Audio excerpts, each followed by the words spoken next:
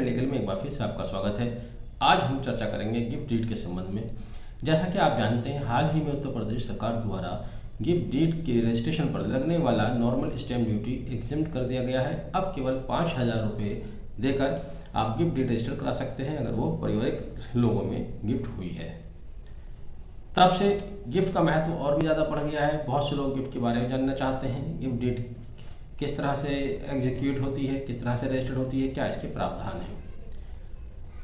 आज हम उसी की चर्चा करने जा रहे हैं। शुरू करने से पहले मेरा आपसे निवेदन, अगर आप चैनल पर नए हैं या आपने चैनल सब्सक्राइब नहीं किया तो कृपया चैनल सब्सक्राइब कर लीजिएगा और वीडियो आखिर तक देखिएगा। पसंद आए तो लाइक और शेयर करना भी नहीं भूलिएगा। साथ हम एक केस लॉ के द्वारा भी इसको समझेंगे, जो कि हाल ही में मद्रास हाईकोर्ट द्वारा एक जजमेंट डिग्री दिया गया है, उस पर भी हम एक छोटी सी चर्चा करेंगे।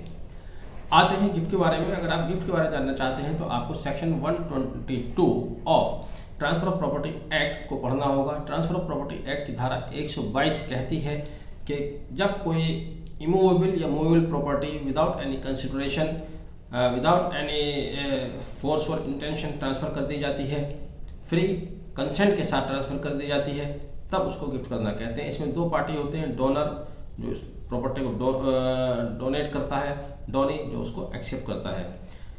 इसमें एक कंडीशन ये है कि डोनी उस गिफ्ट को एक्सेप्ट कर ले। अगर वो एक्सेप्ट नहीं करता है तब ये गिफ्ट वैलिड नहीं माना जाएगा। साथ ही इस गिफ्ट डीड को रजिस्टर कराना भी अनिवार्य है। रजिस्ट्रेशन एक्ट 1908 सेक्शन 17 कहती है कि कोई भी गिफ्ट अगर आपने किया है जो कि इमूवेबल प्रॉपर्टी का है, मूवेबल प्रॉपर्टी का गिफ्ट रजिस्टर कराना जरूरी नहीं है। अगर इमूवेबल प्रॉपर्टी में आपने कोई गिफ्ट किया है तो उसको रजिस्टर कराना अनिवार्य है। एसेंशियल एलिमेंट्स में ये गिफ्ट डीड गिफ्ट एग्जीक्यूट होने के क्या है। एसेंशियल एलिमेंट एक, आपने ओनरशिप को ट्रांसफर किया है। सबसे पहली बात कि आप किसी संपत्ति के मालिक हैं, उस मालिकाना हक को आपने किसी दूसरे को दे दिया है। दूसरा, एग्जिस्टिंग प्रॉपर्टी होनी चाहिए। ऐसा नहीं कि फ्यूचर में आपको कोई प्रॉपर्टी मिलने वाली, मान लीजिए आपको कोई प्राइज मिलने वाला है, कोई संपत्ति मिलने वाली है और आप आज उसको गिफ्ट डीड एग्जीक्यूट कराने चल रहे हैं तो वो भी वैलिड नहीं होगी। एग्जिस्टिंग प्रॉपर्टी होनी चाहिए। तीसरा, बिना किसी कंसिडरेशन के, अगर आपने कोई कंसिडरेशन ले लिया है तो इसका सेल या कुछ और हो सकता है, लेकिन गिफ्ट नहीं हो सकता है। गिफ्ट स्वेच्छा से होना चाहिए, खुशी से होना चाहिए, बिना किसी कंसिडरेशन के होना चाहिए। Voluntary transfer with free consent, जैसे मैंने आपको शुरू में बताया था, फ्री कंसेंट होना चाहिए, यानी कि किसी जोर दबाव या डर से नहीं होना चाहिए। और आखिरी इसका एलिमेंट जो इंपॉर्टेंट एलिमेंट है, acceptance of the gift by the donee. Donee उस किए गए गिफ्ट को स्वीकार कर लिया। स्वीकार करने वाली शर्त, भाई जिसको गिफ्ट मिलेगा, एक नेचुरल बात आती है तो उसको स्वीकार कर ही लेगा। लेकिन ये कंडीशन इसलिए दी गई है, इंडियन कॉन्ट्रैक्ट में कहा गया है कि जब एक तरह से ये कॉन्ट्रैक्ट के द्वारा ही गिफ्ट किया जाता है तो वहाँ स्वीकार होना एक एसेंशियल कंडीशन है। और स्वीकार होना इसलिए भी एसेंशियल कंडीशन है, कभी कभी ऐसा भी हो सकता है कि आपने कोई ऐसी संपत्ति की जो गिफ्ट कर दी है कि उसकी कीमत से ज़्यादा उसके ऊपर लायबिलिटीज अराइज हो रही हैं, तब कोई व्यक्ति ऐसा गिफ्ट लेना नहीं चाहेगा। अब अगर आप बात करें कि मोड ऑफ गिफ्ट क्या है, किस तरह से आप इसको गिफ्ट कर सकते हैं, तो जैसे कि मैंने बताया, दो तरह की प्रॉपर्टी आपके पास होती है, मूवेबल और इमूवेबल। मूवेबल प्रॉपर्टी अगर है तब उसका रजिस्ट्रेशन कराना जरूरी है, लेकिन अगर इमूवेबल स्थायी संपत्ति अगर है तो उसका रजिस्ट्रेशन कराना जरूरी है। मूवेबल प्रॉपर्टी उसका ट्रांसफर कराना जरूरी नहीं है। मान लीजिए आपके पास कोई कीमती पेन है, कोई मोबाइल है, कोई कंप्यूटर आप देते हैं, उसका रजिस्ट्रेशन कराना जरूरी नहीं है। इसी बात को माननीय सुप्रीम कोर्ट ने गोमती बाई बनाम मुट्टूलाल में भी कहा था। सुप्रीम कोर्ट ने कहा था कि चूंकि रिटन इंस्ट्रूमेंट नहीं है, अटेस्टेशन नहीं है, दो विटनेस द्वारा उसको अटेस्ट किया जाना जरूरी है, एक्सेप्टेंस डोनी की नहीं दर्शाई गई है, इसलिए किया गया गिफ्ट कंप्लीट नहीं है, इसको इनकम्प्लीट गिफ्ट माना था। वहीं सेक्शन 123 में भी बताया गया है कि जब आप कोई संपत्ति गिफ्ट कर देते हैं तो उसका ट्रांसफर, उसका पोजीशन डोनी को दिया जाना जरूरी है। रानी कुंतला राजम्मा बनाम सर्वानम्मा में सुप्रीम कोर्ट ने कहा था कि डोनर ने गिफ्ट करने के बाद उस प्रॉपर्टी के राइट टिल डेथ सारी उम्र अपने पास रख लिए तो भी इससे गिफ्ट प्रभावित नहीं होती है, यानी कि इसके ऊपर गिफ्ट डीड के ऊपर कोई प्रभाव नहीं पड़ेगा। अब सवाल ये आता है, क्या इसको रिवोक किया जा सकता है? गिफ्ट डीड इरिवोकेबल होती है, लेकिन कुछ कंडीशन है जहां इसको रिवोक किया जा सकता है, जिसको धारा 126 ट्रांसफर प्रॉपर्टी एक्ट 1882 में बताया गया है।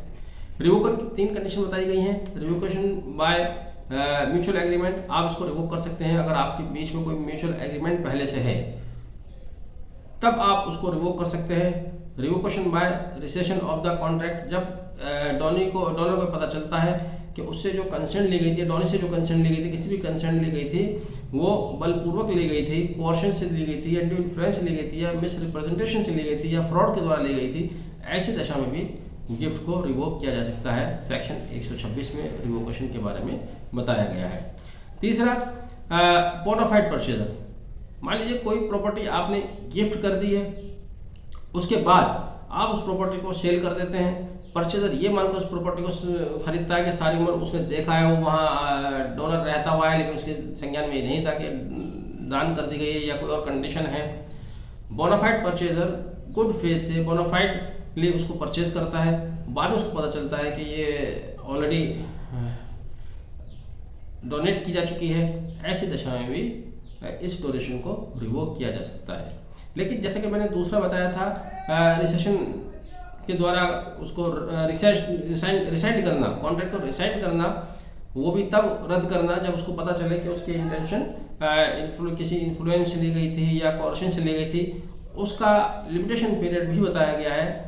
जिस तिथि को आपके संज्ञान में आता है कि आपसे जो आपने गिफ्ट डीड किया है, ये आपने फ्री कंसेंट से नहीं किया है, जिस डेट को आपको ये बात पता चलती है, उस डेट से लेकर 3 साल तक आप उसको रिवोक कर सकते हैं। 3 साल की उसमें अवधि है आपकी नॉलेज में आने के बाद।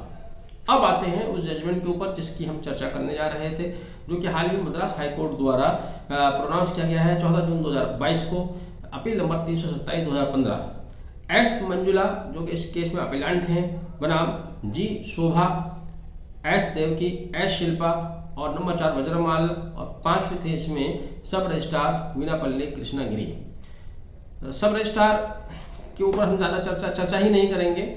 हम बात करेंगे अपीलांट नंबर 1, एक ही अपीलांट है, और रेस्पोंडेंट नंबर 1, 2, 3।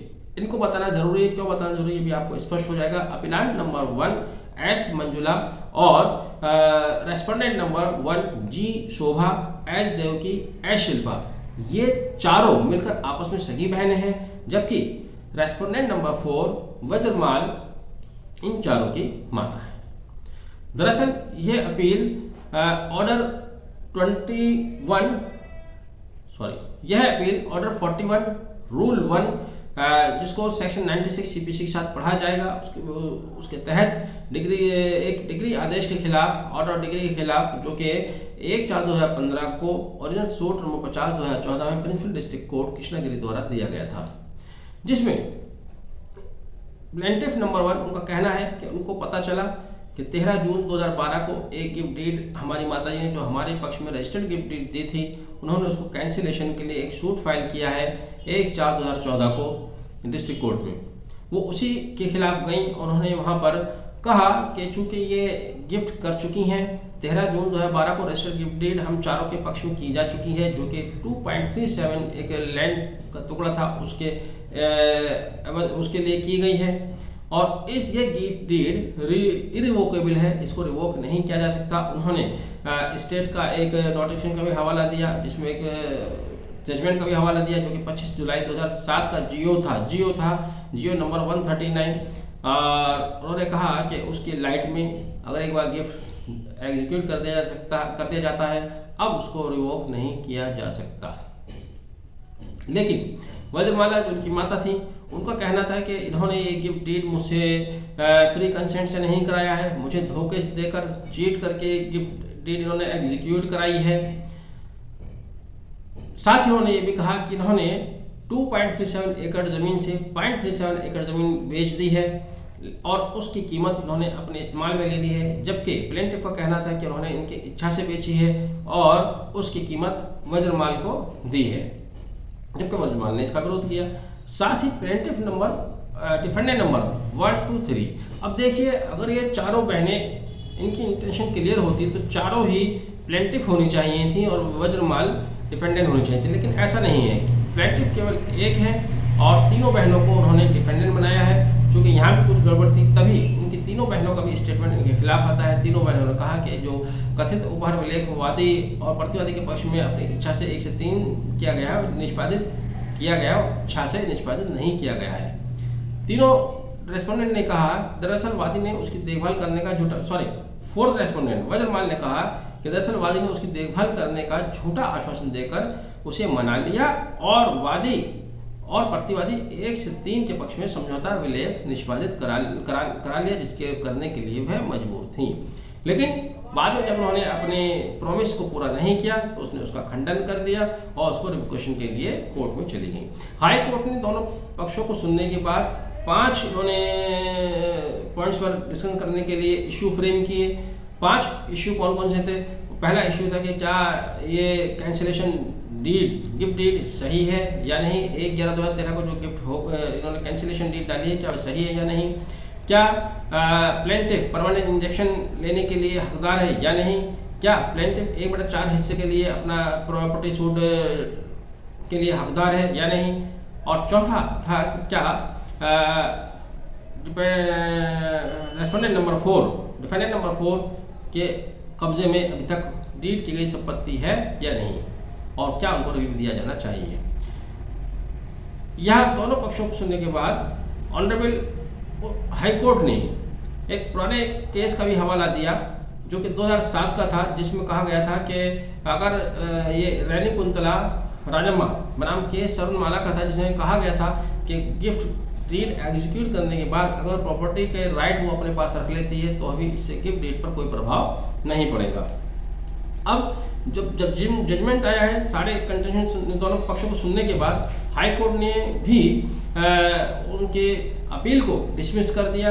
वज्रमाल के फेवर में जजमेंट दिया, कहा कि वज्रमाल द्वारा कैंसिलेशन सूट फाइल किया गया है वो सही है और गिफ्ट डीड यहाँ पर स्टैंड नहीं करती, क्योंकि उन्होंने कहा है कि इस गिफ्ट डीड को फ्री कंसेंट से नहीं कराया गया है और जिस तरह का उन्होंने प्रॉमिस किया था उस प्रॉमिस को भी पूरा नहीं किया है। हालांकि मद्रास हाई कोर्ट द्वारा दिया गया जजमेंट कुछ अधूरा सा है।